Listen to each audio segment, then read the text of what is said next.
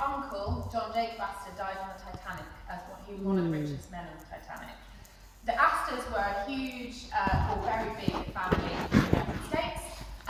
It was John Jacob Astor, his great-great-grandfather. I call this one our Astor because there's so many of them.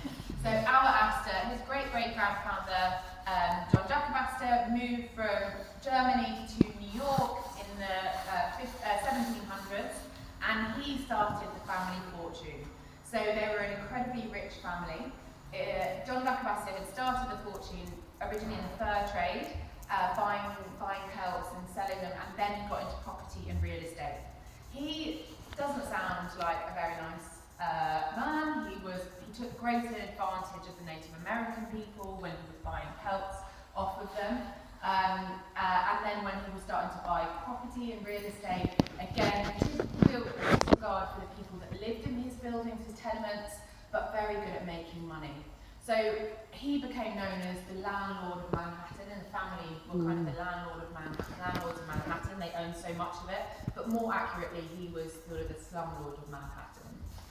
Generations after that, our Astor, complex character, quite different, it sounds like, to his great-grandfather, but we didn't know him personally. He was born in 1848, and he was an only child, and when his father died in 1890, he inherited $100 million. So making him one of the richest men in America. It was a lot of money in those days. Yes. This wasn't at a time where the Rockefellers were around, so there was a lot of money for those people that were very rich, but he was possibly one of the richest men in the world as well.